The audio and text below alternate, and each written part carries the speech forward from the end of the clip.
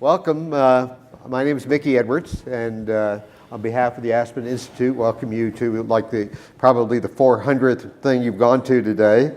For those of you who had a chance this morning, Joe Manchin and I and my old colleague in Congress, Dan Glickman, talked, we're going to get back to this again now, but go beyond it. We were talking about the way the Congress and the presidency and the Washington federal government in general fails to function, fails to deal with the problems that we have, and largely because of the partisanship and the primary election system that makes it very difficult for people to talk to somebody on the other side of the aisle, somebody who has a different point of view, because you risk your election if in your primaries primarily, if you do that. So we're coming back because this can't be the answer. It can't be that we just can't get anything done, that we've reached a point that the government doesn't work and we can't make it work. So Joe Manchin is back. Joe now he's in the United States Senate, as you know,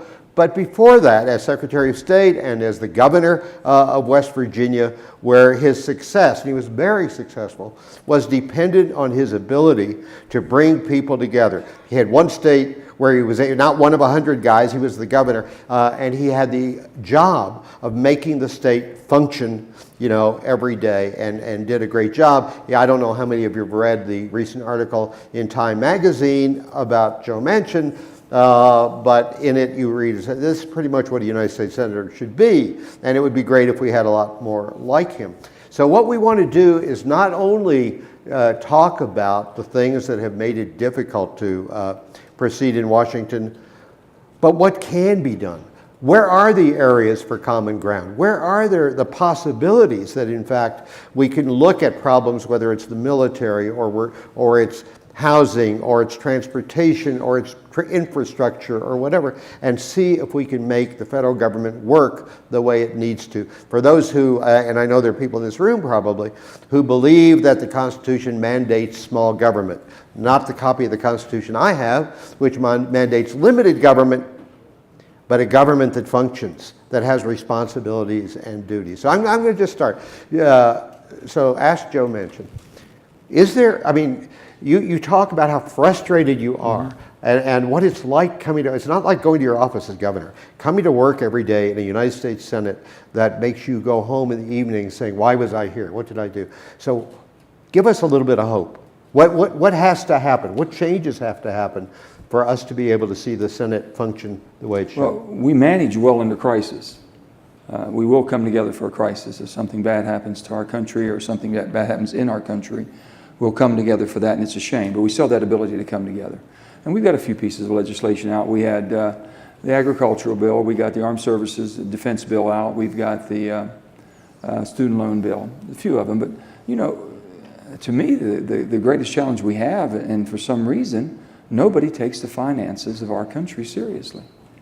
And that starts with leadership at the top. I mean, from the president on down to all the leadership should be serious about the financial burden that we're carrying right now and what we're going to pass on. If we don't make any changes fairly quick, we'll be the first generation that will hand it over to the next generation in worse shape than we received it.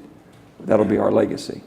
And I would hope that the president wouldn't want that to be his legacy, and that we all can, for this last 2 years, really do something. But he has to strike where he wants to go with this thing. My grandfather, it's funny, I come from a little coal mining town, 300 people in a coal mining town where I was raised, and tough people. I mean, everybody worked hard. And my grandfather had a little butcher store. He had just some of the greatest sayings because he put everything was wrapped around just whatever everyday life was. I told him one time I wanted to get off and go swimming one summer. I was 11 years old, I think. And all my buddies were going swimming. I say, Pop, I says, I got to figure out something he liked. And Papa he liked football and all this. So I says, I'm going to tell Papa that I want to go lift weights and get strong so I can play football. So I say, hey, Pop, can I get off today? I want to go lift weights. And he's cutting on the old butcher block. He says, honey, show me a man that lifts dumbbells and I'll show you a dumbbell. He didn't want any wasted motion. He says, you want to get strong? Get in the back of the warehouse. I got that thing to be cleaned up. He kept me back there for 8 hours. I never asked to get off again. So when I see things, but then again, this thing he told me, and this he says, and he always had a way of telling me things and showing me. We had a gentleman in our town named Charlie Armstrong, never forget him. Everybody loved Charlie. And you all probably grew up with people just, as a kid, you remember just everybody kind of liked the person, just an affable person. And I went to the store one day and I say, Pop, I just saw Charlie. He's a great guy. So my grandfather took it to the next step. He says, Charlie's a wonderful guy. I need you. I said, oh, Papa, he's just so good. Everybody likes Charlie. And Papa said, I bet Charlie give you the shirt off his back, wouldn't he, Joe? And I said, oh, Papa, I know Charlie give you anything. He's just that good of a person. He says, guess what, Joe? Charlie don't have a shirt to give you. He didn't work hard enough. He didn't plan well enough. A good guy. He's all talk. He can't do it. And he says, remember this the rest of your life. If you're inclined to want to help people, keep yourself strong. He said, I'm not talking just physically and mentally. I'm talking financially. And I never forgot that. Fast forward to 2005, I'm standing on the steps of the Capitol, taking the oath of office for the governor of my state. And my grandfather's picture kind of just came into my mind. Keep yourself strong. I got elected on November 4th. I went immediately to Wall Street, talked to Standard & Poor's, Fitch's, and Moody's, the rating agency. I said, I've just been elected to be CEO of a company called West Virginia. Tell me what you think about it. And they broke it down, the good, the bad, and the ugly. And I knew exactly, and I hired some consultants and went around. I said, give me the best in class. And they said, what do you mean? I said, tell me who's the best state. My size that I don't, right now I don't compete with, but I should be able to compete with, and I'll compete them. They gave me all that. So I put a plan together, and I had everybody in the state bought into it, business and labor, and we moved forward. We privatized workers' comp. Everyone said it can't be done. It was our Achilles heel. Once we got our finances, our dynamic growth took off. We couldn't catch it. My first year, Mickey, as governor, and we have a strong form of governor, because I set all the budget figures, the revenues. Nobody else could do it. You could challenge me as a legislature, but you couldn't do anything about it. So if I said the budget's going to be $4 billion, and you'd say, oh, Joe, we've run numbers, it's going to be 4.3. I said, Mickey, it might be 4.3, but we're going to talk about the 3 later. You're only going to spend 4 right now. So that's pretty powerful to be able to do that. Well, you never want to be off that far, because then they think you're fooling with them and playing with them. And so our budget was a little under $4 billion. In the first year, we had $500 million in surplus. All my people missed it. And I'll never forget, I says, how did you guys miss it? You guys have gotten all these awards for being right on target. You're within 0.5%, 1% of estimation. You come down, you brief me every week. How did you miss it? And they looked at me and they said, Governor, we couldn't factor in confidence. We just couldn't factor that in. The confidence that West Virginians had once you were able to fix workers' comp, insurance reform, tort reform, tax reform. We did everything in that first 3 months. Because there's 2 things you never waste in the political process. You don't waste a mandate or a crisis. Any politician worth their salt that has a crisis and doesn't take advantage of it to make change is not worth being in office. And any governor or any politician that doesn't take advantage of a mandate, if the people want change and they vote for you overwhelmingly, I'm talking a 58 to 65% plurality, which is a mandate, you better use it. And those who don't usually end up regretting it. So I took advantage of it. I used everything I had and I knew I only have a window. You only have small windows. And once that window closes, you got to manage then. But you got small windows for change. And you better be ready to jump through it and jump through it quick. They'll follow you, but then they'll shut that window on you pretty quick, because they're afraid you get too powerful. That's your legislature. That's the balance. And that's good. I was on both sides. The only difference was I worked on the budget for so many years. I knew where they hid all the money. So when all my friends kept saying, why are you? I said, guys, I know where's all that. I shut everything down. I swept all the accounts. I swept everything. They couldn't touch them. And I said, here's how we're going to do it. We're going to try it my way for 2 years. If I screw up, guys, you're going to come and get me anyway. You're my friend. That's a process. I understand that. But if we don't, and when this thing works, you're all going to get credit for it. The thing that and I can't figure this one out. Our president's almost 6 years into it, and they're still politically sparring on television. It's Republicans' fault. It's the Democrats' fault. It's the president's fault. It's the speaker's fault. It's back and forth. I never could get anything done if I just chastised my opponent. If I just made him feel so darn bad and sent him home with no protection. So I would tell him, I'd bring all the Republicans in and I'd say, guys, listen, I got to get this passed. This is for our state. Let me give you the facts. So I'd give it to them. They said, yeah, Joe, boy, that's not good for us politically. I said, I know it's not, and I don't want to put you in this position. So I'll flavor it up a little bit, but we've got to pass this. But I'll tell you what, now next week I'm going to say something really crazy and stupid, and I want you to jump all over me. Have a field day with it. And I'll just whine and cry about what you're doing to me and why you're picking on me, and then we'll go back and pick the next subject. We would do this back and forth, and I'd bring him over and we'd have dinner. And that's the way, Mickey, it used to work. Right. You have to, but you never, as a leader, and if you're in the majority, you never put your colleague on the minority in a position they can't defend themselves. We've got our Republican friends right now that have signed a pledge about revenue, no revenue. I've got to talk to my friend Grover, and I said, Grover, you got to give us some wiggle room. You got these guys bound up so tight, their shorts are so tight they can't breathe. You got to give them some wiggle room because we can't fix the thing. So let me throw this out to you. We need reform. We've got to have tax reform. Lord's blessed most of everybody in this room. You've been very blessed, and you've worked hard, and you've earned everything you have. We've got to change the tax code. We've got to change. I've had Fritz Hollins. You remember Fritz Hollins? Y'all remember Senator Fritz Hollins? Tough. Fritz calls me the other day, and he says, Joe, I got something. He says, you need to get rid of the corporate tax completely and go with a value-added tax at 7%.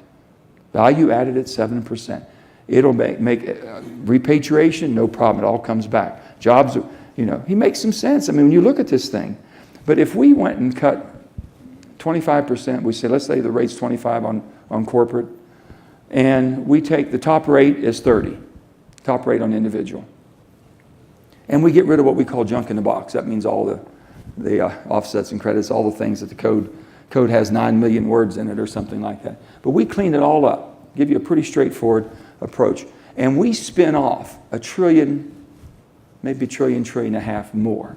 That's not including dynamic growth, the confidence that this country would have and take off again. Because right now we're in the most lethargic part of we're 1.8% for the last 10 years. We've never been this low for this long, our GDP. If we did that, here's my Republican friends. I keep thinking, okay, guys, I agree with you. We're going to spin off about $1 trillion more money. There's going to be even more than that probably with that. But we can, if I'm sitting in your position as a Republican, can you go home and your constituents say, hey, you raised my taxes, this and that, and I'd say, oh no, I reduced your top rate from 39.5 down to 30, took your corporate from 35 to 25. Then you're going to say, yeah, but I had all these offsets, I had all this maneuvering I had within the system, and you're going to say, we just had to clean it up. But let me tell you how I made the Democrats spend it. I made the Democrats spend every new dollar coming into to the Treasury Department. 70 cents of every new dollar will go towards debt reduction. The other 30% is going to go towards infrastructure. No new money to entitlement programs, no new money to growing government until we get to 65% of debt to GDP. That's manageable.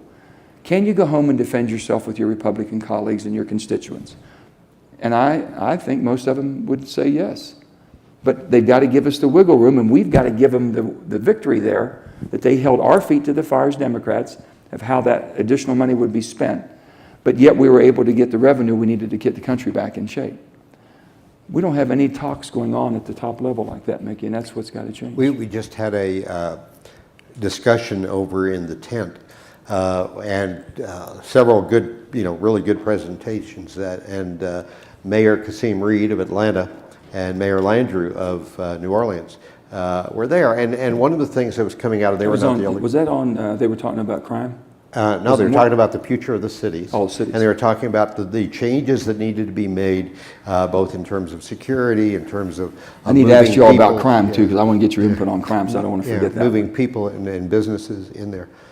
And what they said was looking at the federal government, looking at the way it is working and not working, that in fact the shift is going to come in terms of decision making, if they're going to be successful, to the states and the cities.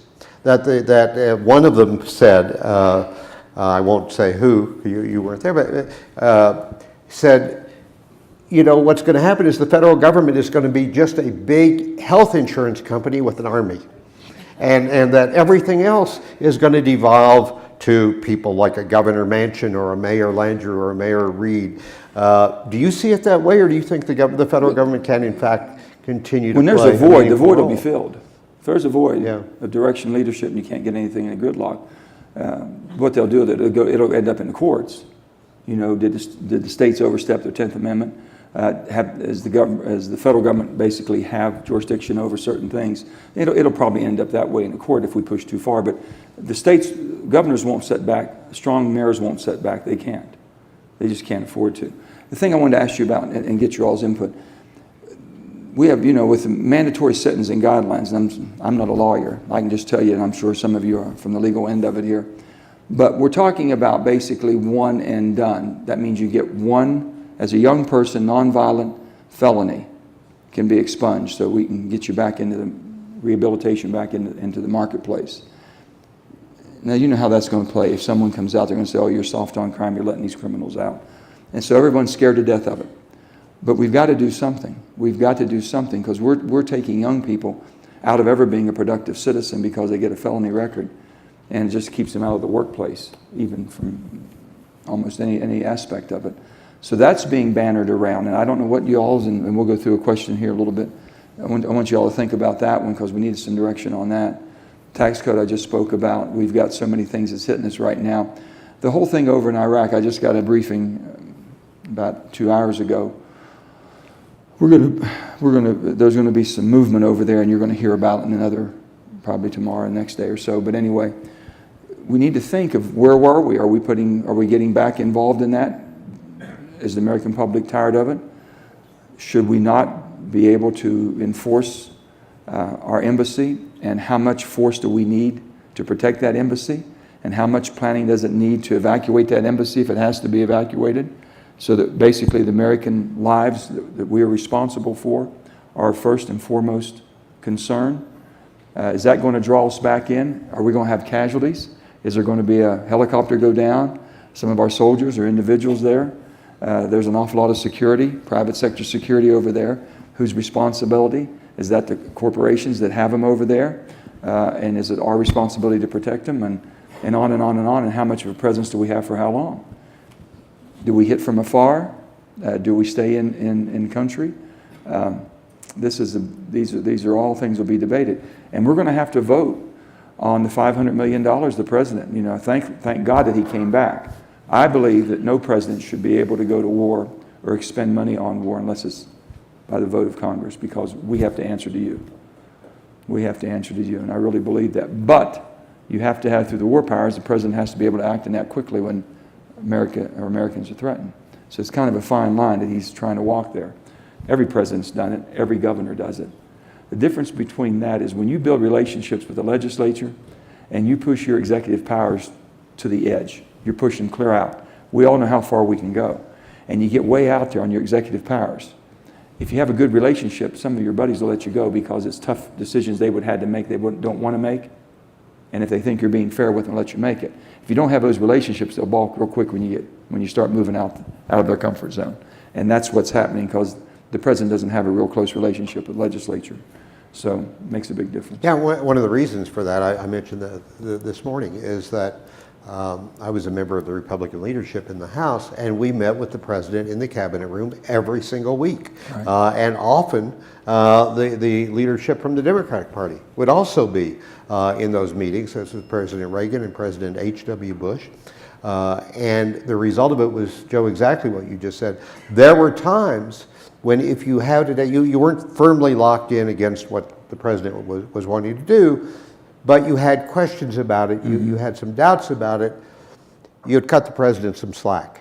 You would understand it's a tough decision. Hard to say no to a friend. Yeah, as long as you knew you were part of this. And of course, you also had one of the factors in this is the Constitution, right? It's not just that the people in Congress represent the American people, but there's also a Constitution that limits what the president can do on his own. But part of it, one of the focuses, we talked about this earlier, not off stage, but one of the focuses has been how terrible things have been with Congress and how it doesn't function. But what's been missing a little bit is the role of the executive branch. The executive, we were talking before, Dan Glickman, who's on this too with us, that one of the things that made the Clinton administration the Reagan administration and the H.W. Bush administration, so successful on a lot of things that mattered to them, what was not the chief of staff, and it was not who they had in what cabinet position. It was the White House liaison to Congress and building that relationship. And it's gone, isn't it? What I'm smiling about is that we're talking about all the dysfunction we have now. Remember when the government shut down? And it was so bad. And the tensions were so just cut up with a knife. I mean, even people that I saw that usually were fairly friendly were not friendly to each other. So everybody called a truce, and they said, let's meet in we'll meet in the old Senate chamber. And that's the ornate chamber that you go if you ever go visit, which is, but every now and then we lock ourselves in there. So just we had no staff, nothing. And you could tell, first half hour, 45 minutes was really tense and kind of little jabs back and forth. And you could start, after about an hour, they start saying, guys, we're grown-ups. We got to be bigger than this. We got to move forward. And then someone said, everybody had a chance to say something. And they asked Lindsey Graham, from South Carolina. We're in that chamber, and they said, Lindsey, what do you have to say? He says, well, the last time somebody from my state was in this chamber, the Civil War broke out. So he says, my God, I think we can do better than that. But, so when you think about it, we've had some tough times. And you all remember the 60s? I mean, who would have thought how we'd ever survive the 60s? Watching a war unfold before us, watching, first of all, in 63, a president getting assassinated, and then you watch a war unfold in front of you, and you watch all this and the turmoil, and just, how did we make it? But we made it. And but the finances that scares me this time, the debt that we're carrying, my God, if the interest rate, and if people lose confidence in buying our paper, the quantitative easing, we've backed off of that. You all know that. We've backed off. And I'm the only Democrat that did not vote for Janet Yellen coming out of banking committee. And I went and talked to her. I said, Janet, you're a fine administrator. You have all the skills. But if you continue what Bernanke was putting out at 85, I think we were buying 85 billion, was it a month? 85 billion, yep. A month. We were buying that much. I said, sooner or later, you got to ease off of that. And then we had the committee hearing. I voted against her. About 3 weeks went by before we brought her to the floor. She changed her position. I called her back and said, I'm going to vote for you now on the floor. And she's been doing that. That's coming down. But I'm just scared to death. I'm really scared. And that's the only thing when I see that debt, it just scares the living crap out of me. Fracking, how much of the fracking thing? How many of you think that we should have wide open export on LNG, natural gas, wide open, no throttle to the floor? How many think should be no exporting of our energy right now at all? Some people know, okay. How many think there's a balance, there's a kind of a middle ground that can be found? Okay, let me tell you where we're at on that. This exactly. You're right where we are in the Senate. We've got people and we're arguing and they're saying, my God, we've never throttled back. We're marketeers. Let her roll. We've got enough. There's the Andrew Liverts of the world who says basically nothing. It's the last great chance we have to have a renaissance of manufacturing. We have a chance to divest ourselves into have a diversified alternate fuels. So here's what we're trying to say. So we sat down and we started talking. We said, if we had a 10-year window and we let you export 10 to 12 billion a day, BCF a day, and a 10-year window, we have to either get our manufacturing up and running again, a renaissance. We either have to be diversified in our transportational fuels, and I can tell you how we can do that. Within a 5-year period, we could take every state and change every one of their commercial vehicles. I'm not talking trailer truck, I'm talking school buses, I'm talking about sanitation trucks, I'm talking about mass transportation, I'm talking about state road vehicles.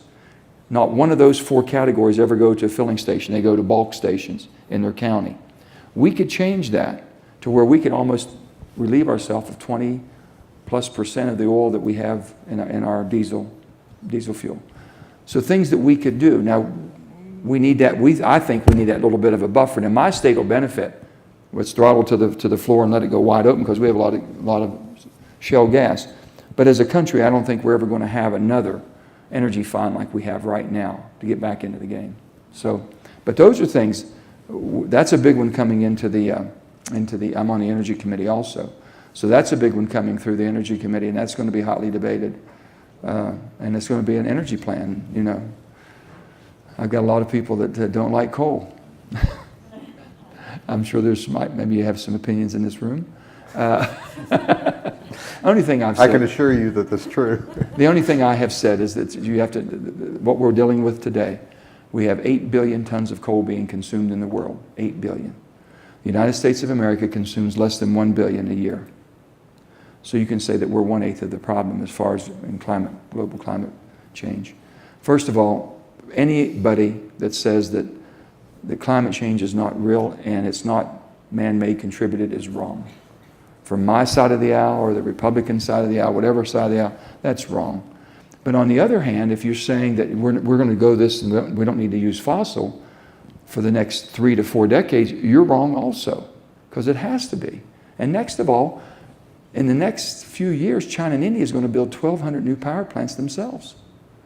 So what we should be doing through our trading policies is finding the technology and being able to basically clean up the atmosphere and clean up the climate with the technology that we produce here in America, and it can be a whole nother win-win for us. But the country can't run without it because it's 30 to 35% of our stock feed. So people look at me and they say, oh, you're from West Virginia, all you care about is coal, you don't really care about the climate. And I said, listen, I'm not going to breathe dirty air and drink dirty water. I don't know anybody that does. I'm as much environmentalist as everybody else. I just believe there's a balance between the environment and the economy, and we can find it. These environmental problems have hit West Virginia pretty hard in terms of water. We had a water chemical spill there that really and I told him, I said, you want to see what cyber attack would look like? Come, I'll show you. Because that's the thing. We every week I've been there, we've had cybersecurity meetings every week of what's going on, the people trying to hack and do us harm. That's unreal. Unreal what they could do and the damage they can do to us.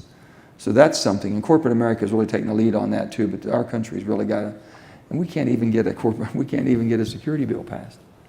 Now that's what worries me. That until there's a crisis, if there's a crisis, you watch, we'll come together and pass something. Right now we haven't. Let me ask you about something you brought up when we talked this morning, and that is, you have we talked about the fact that you have people who have the title of a legislative leader, majority leader, minority leader, whatever, but they're really party leaders, they're partisan leaders, and things cannot come to the floor. People don't have chance for amendments, or they don't have chances to bring the bills up at all. This is true in both bodies. Are there things that could be done inside the Senate, in the Senate chambers, in the Senate rules, Senate behaviors? Are there things that could be done that would allow more of these issues to come up in a way that people like you, who can reach out on both sides, can make some solutions? Well, the Democrats are the majority right now, and I've seen Mitch has been campaigning on, Mitch McConnell, the Republican minority leader, has been saying that basically if the Republicans take the Senate back and they become the majority of 51 or more, that he will go back to the process and have open amendment process. That's a smart thing to say politically, because there's people that are soured not getting to have amendments, not getting to have an open. Really, debate time's unlimited in the Senate.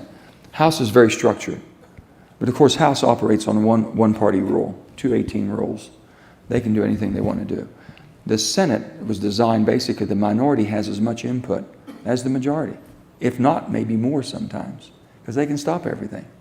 So you've got to come together, and that's why the 60-vote rule. And Harry, they call it the nuclear option. And I didn't vote for that. I was one of the few Democrats. I just said, Harry, in all good conscience, Senator Byrd, who wrote the book on the Senate and kind of wrote the rules too, would roll over in his grave if he knew what we were doing, fooling with the rules of the Senate. I said, there's got to be a better way to come together than just change things. That means that we've given up.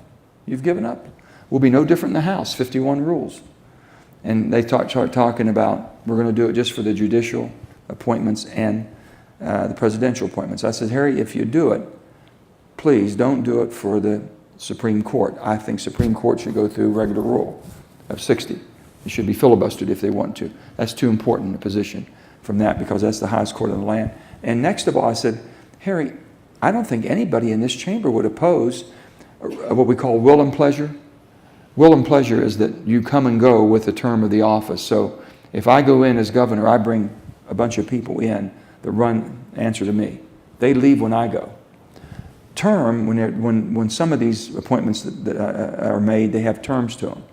It might be a 10-year term, 8-year term, and it'll overlap the president.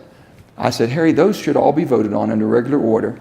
Those who basically are will and pleasure, I'll guarantee you, the Republicans will vote with us, because that's common sense. Well, they didn't quite do it that way. Common sense didn't prevail. And so we have a little bit of a hodgepodge right now. It makes it pretty challenging, but there's a lot of animosity. And Lamar Alexander, just a fine person. He dropped out of the leadership of the Republican Senate. He was he was number 2 or number 3. He dropped out voluntarily so that he could see if he could cross over and work with the Democrats to make something happen. So he sacrificed his position in order to try to get things done. This is not arcane. In the House of Representatives, in the spirit of putting blame on both sides, we had a period, not when Tip O'Neill was Speaker, because Tip was a good Speaker, but when Jim Wright succeeded him and he started using closed rules, that prevented Republicans from being able to offer amendments or bring their bills to the floor. The closed rule meant essentially you vote up or down, and no amendments are in order, you take it or leave it. And Republicans were so frustrated that in their frustration, they turned to Newt Gingrich, which of course poured a lot more poison into the system. And it's all because of people trying to say, we're going to control this. You said 51 votes or 218 votes, and we're going to control it instead of saying, let's all sit together as Americans and try to work out a solution to our problems. So this problem here where Harry Reid will cut off the ability for other senators to have a meaningful role. This is not minor league stuff. I mean, it really affects what you can do. This morning we were talking, I don't know how many of you were here this morning, we talked about basically, and I threw this thing out for the first time just as conversation, just as something I've been thinking. Because, I want to make it work. I want to contribute. And I've said this publicly, and John Meacham wrote it in his article about me. I said, John, I've been working mostly all my life, a long time. This is the most non-productive part of my life. And that's awful. You get at your end of your working cycle and believe you're in the most non-productive part of your cycle. It should be the most fruitful part of your cycle, and you should look back on it and be able to contribute. So that's frustrating for me, but I said I'm not giving up, so I'm still working on it. So I kept thinking, what makes it so toxic? The toxic level is basically that we're expected to work against our colleagues. If you're a Republican, you're expected to go out and raise money against me and campaign against me, even though we're in the same body supposed to work together. If I'm a Democrat, I'm expected to raise money against you and maybe even go to your state and campaign against you, and then come back next Monday and maybe work with you. Well, you can imagine that doesn't have a very good atmosphere. It's not a good remedy. Where I come from, they'll kick your butt, you do that. But for some reason, it's accepted. So you can imagine there's no collegiality to where people are talking and mixing and mingling and this and that. They'll go out and have a drink tonight or has to have dinner. I want to talk to you about this. That's not going on. So with all that happening like that, I said, what could be done? Well, someone says, well, we don't work. We're only there Monday evening through Thursday, so we work 5 days. I agree. We should be there 5 days a week. We should be there for 3 weeks straight and then go home for 1 week out of the month and work with our constituent base. That would be I think that would be great. But that's harder to happen because of the economics. It's so costly right now.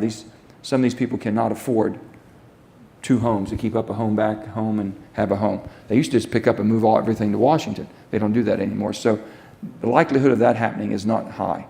I said, then why don't we just have an ethics law, have a piece of legislation, and I'm willing to draft it, and I won't be the most popular person in D.C., but it basically would say this.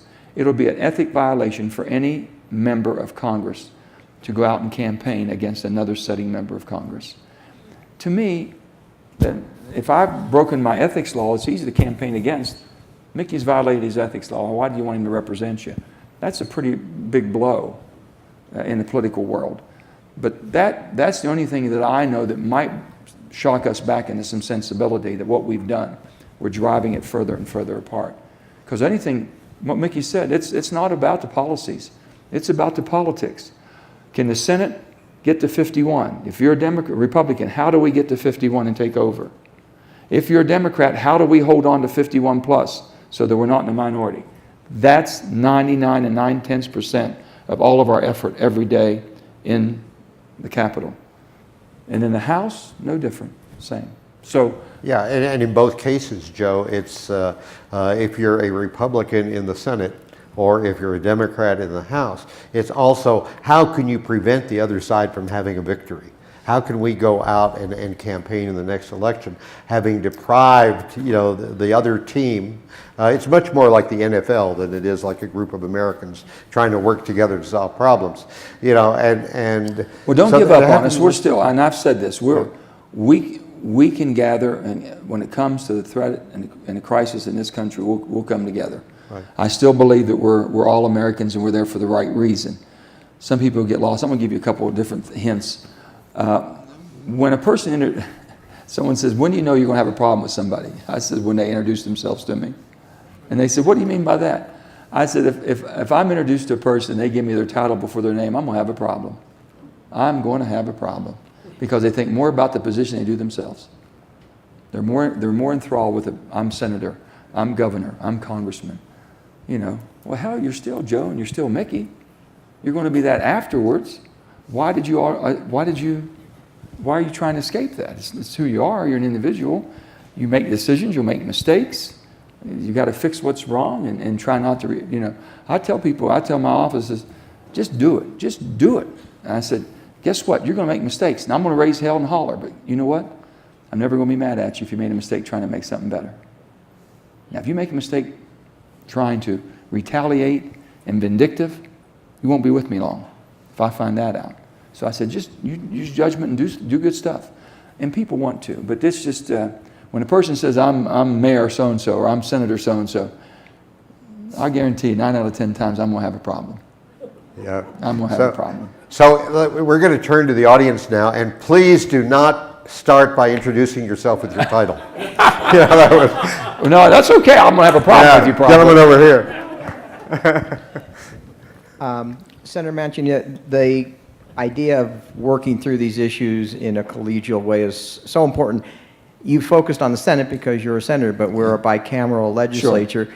And we've got currently a House and a Speaker of the House that has said, I won't introduce any legislation to the floor without a majority.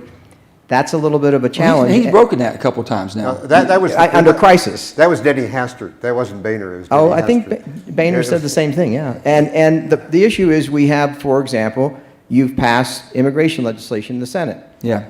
It's sitting in the House. He won't bring it to the floor. So this isn't your problem per se, but it is a problem. So great, the Senate comes together and does some things. It still has to go to the House. It still has to go to conference. It's not happening. What do you do about that? Yeah. Well, I really like John Boehner. I can sit and talk to John Boehner. I can work with John Boehner. I know where he's coming from and what difficulties he has. But every now and then I said, John, you just got to go up the gut. You got to get some blue dog Democrats to go with you, hang with them, go up the gut. Just go up. You're going to lose some of your far right. And you just can't do it all the time. He's just in a very difficult situation there, but he's done it. And he's been very courageous on a few things that I was very proud of. This immigration's serious. We've got to do something. The president made a very strong statement, and I was very happy to hear that strong statement from him. We're going to send those kids back. You're not going to dump on us like that. We can't. I never forget when Jan Bruner, because I was just coming out of I was just chairman of the Governors Association. Jan was just coming in from Arizona, and man, they were beating the living crap out of her. Some of the things. I said, Jan, why'd you say that? And she says, Joe, they're killing me. She says, my Medicaid's overrun, my school budget, I can't pay that, my health care, my jails are filled. She says, and they're not giving me any help. What am I going to say? So I said, well, you ought to explain it that way versus the way you explain it. That makes more sense than you just saying how she came out. It came out pretty hard, but I think she regrouped and came back on that. But anyway, we've got a problem there. And to say that 11 million people, that we're going to round them up and send them back, and this is not a Democrat-Republican immigration. Every president has failed up including president. Everyone's failed, every administration. But you got to close the borders down. I was in Lebanon. I was in Israel, and I was at the West Bank, and they put the wall up. They had to put the smart fence. They had to do what had to be done. And we can do that along but we're going to have to. You've got to shut these borders down, and we've got to get to a point to where these people, the way that the Senate bill was passed was secure the borders first before you do anything. Once the borders are secured, then basically they were going to be anybody that hires undocumented workers could lose their business license in the United States. If they, so it was the punishment was very strict.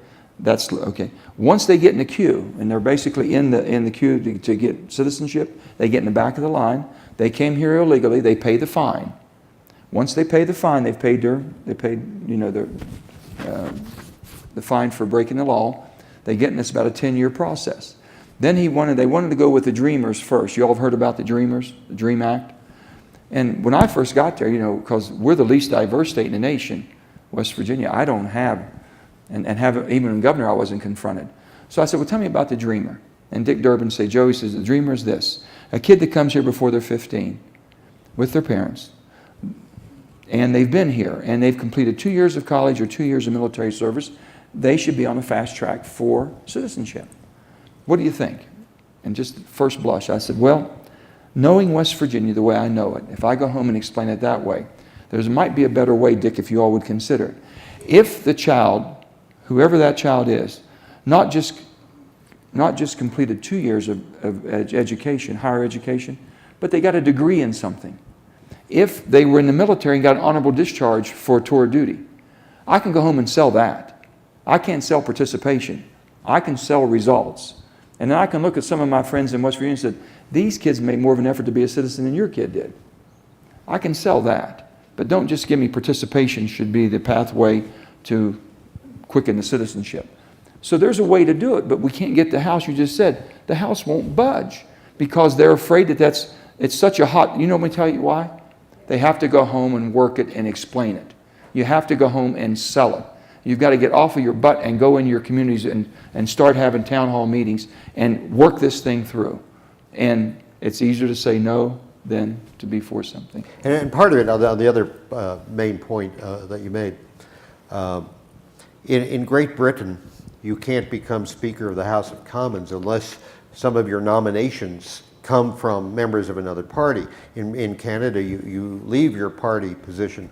And so what we need is to have a Speaker of the House, whoever it is, consider himself or herself to be the head legislative leader of that branch of government. Yeah.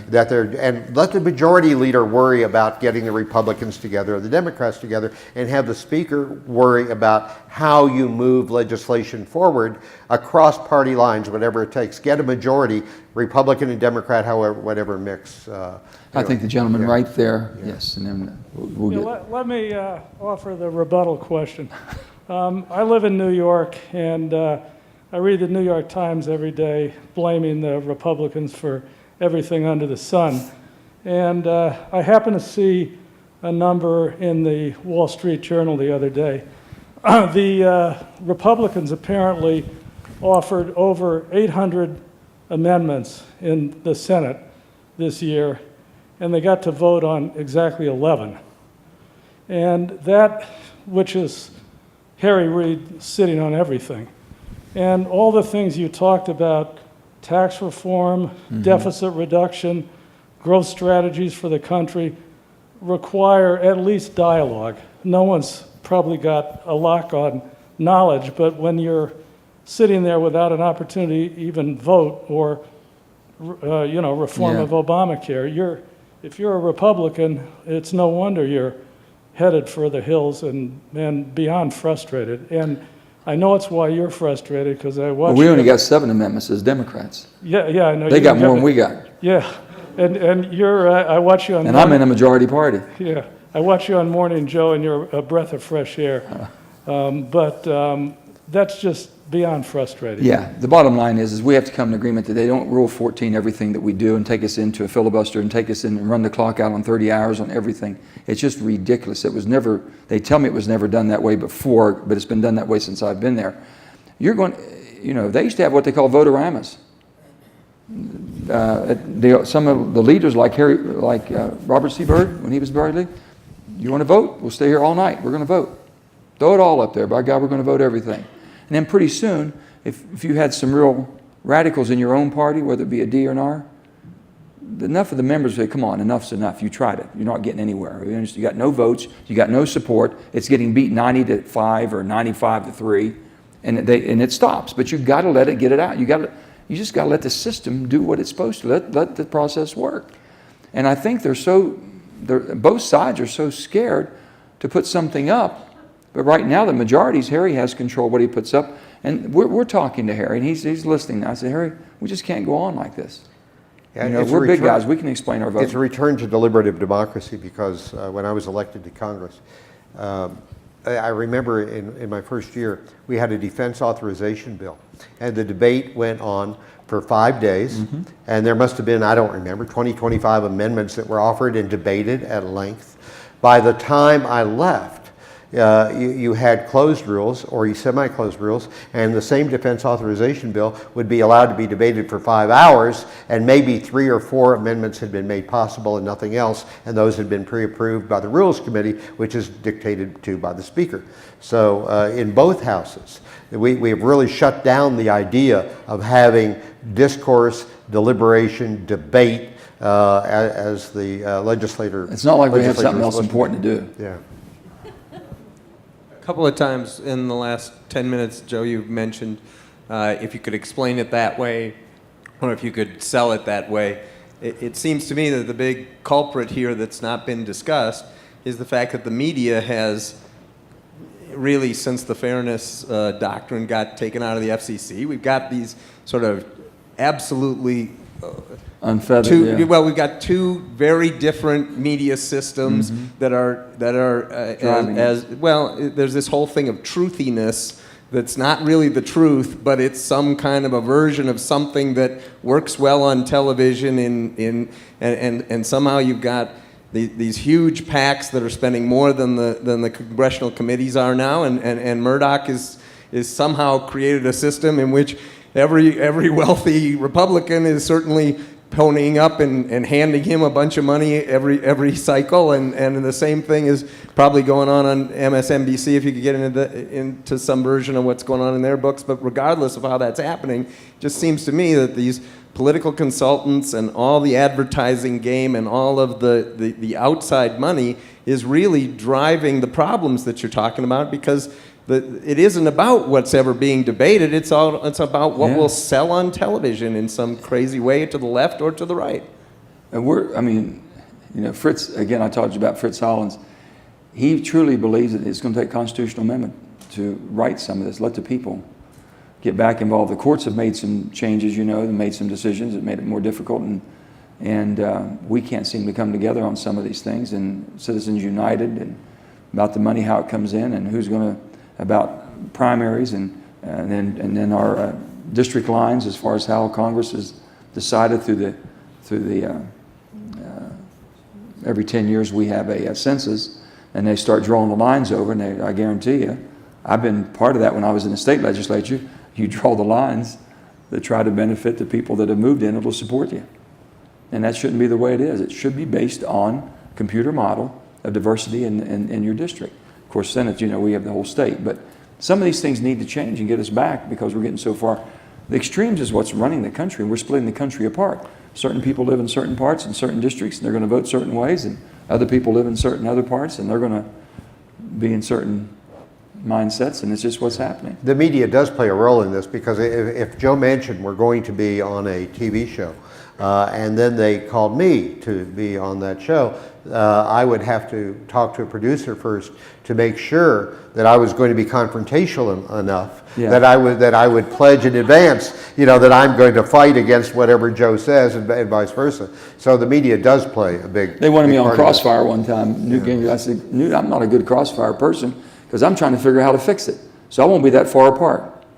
I said, if you want to talk about, he says, well, I still want you on. So I was on with him, and I enjoyed it, but he was pretty good about that. I think the lady right here had her hand, and then back in the back. Okay, I see it. Thank you. It's said often that the culture of a private company usually comes from the top and filters down.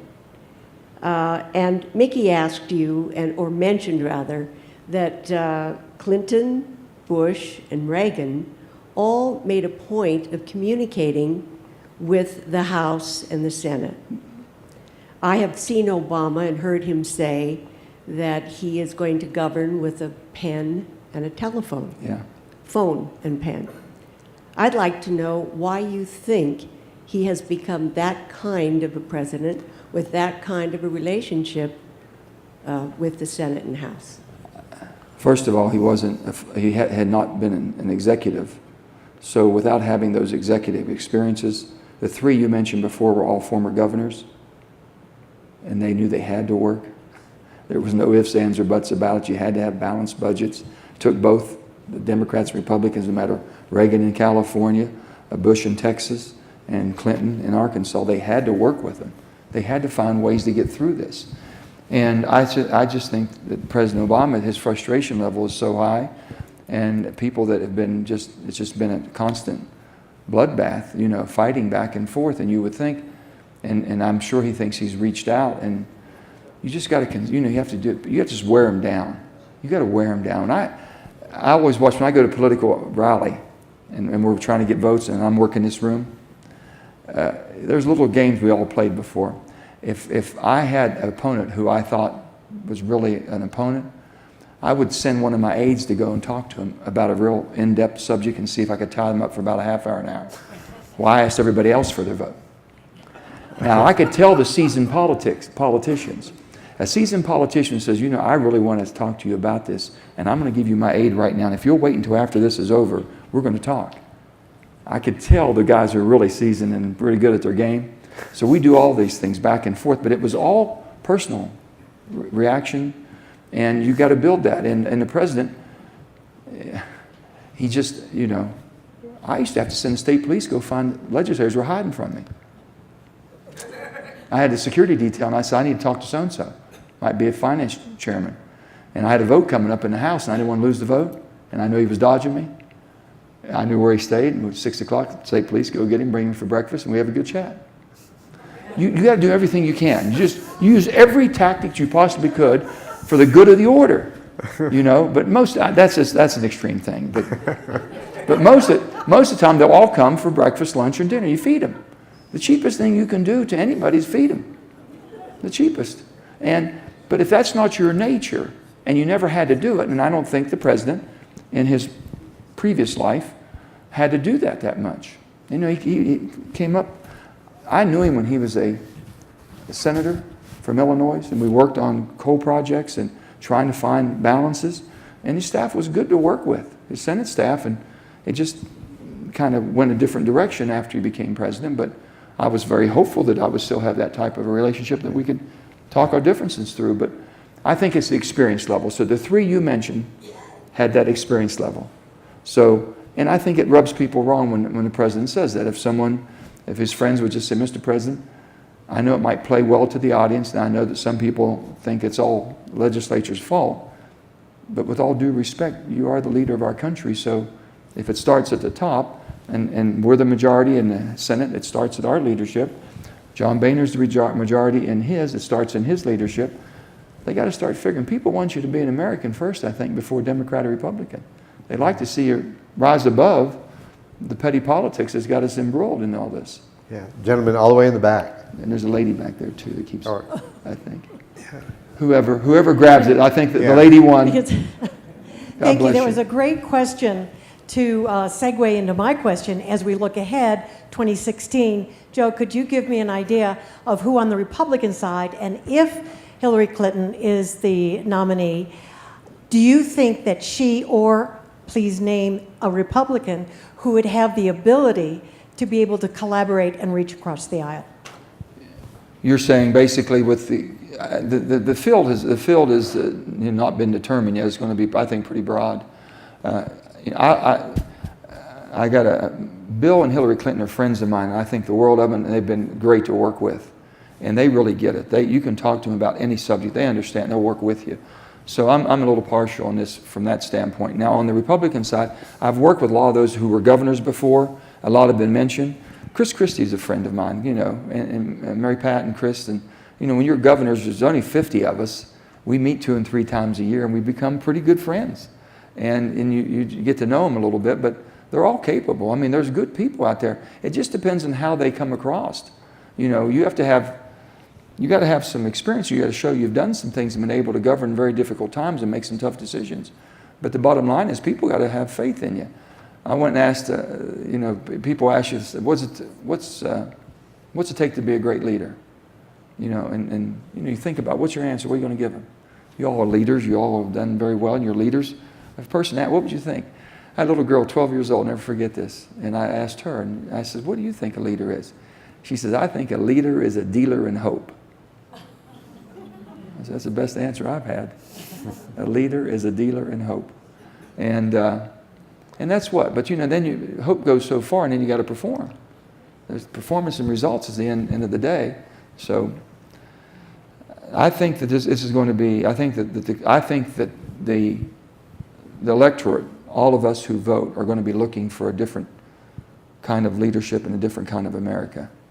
Because I truly don't want to be part of the first generation that let my children down, the generation that's following me. And right now, if we don't fix the finances, if we don't have a good immigration plan, if we don't have an education system that works and is affordable, we have let them down beyond anything that we can compare to. And the results will be disastrous. Disastrous.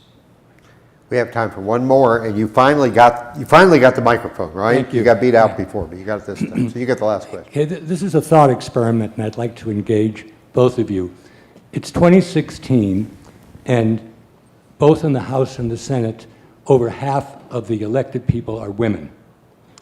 And my question is, without naming personalities, whether it's Hillary Clinton or Nancy Pelosi or Susan Collins, but based rather on your observations in the House and the Senate over the past decades, do you think that we would have the same degree of gridlock, or is there something about how women working together might actually smooth out some of these abrasions? Joe may be a little freer here because my wife is sitting right here. So I was going to give that one to you, Mickey.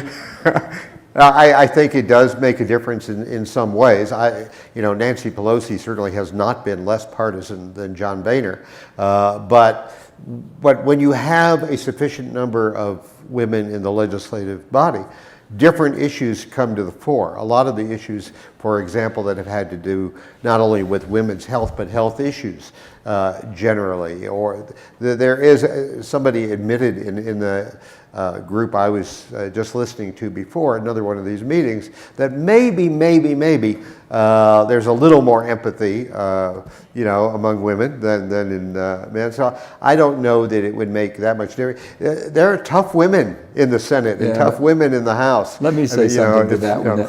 Especially in the Senate. I deal with some of the most fantastic women. My wife is one in my life. The most precious people in my life are women.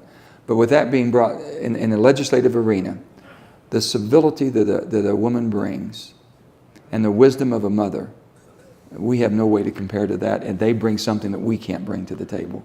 And they can bring it down to a level that we can maybe all get back in the room and work things out when we get fever pitch at times. And I've watched it happen.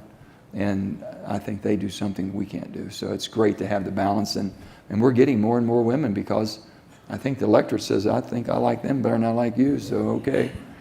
They'll do a better job. I just enjoy working with them. Yeah, that's a good way to end it. And I'll just say one good, studies show, that if women will run, qualified women who run have just as high a chance of getting elected as a man. And let me tell you one thing. The question is getting them to run. The toughest thing for a man to do is run against a woman. Absolutely. The toughest. Yeah. Oh, but thank you all. Thank Really you. appreciate it. Thank you Thank very you. much.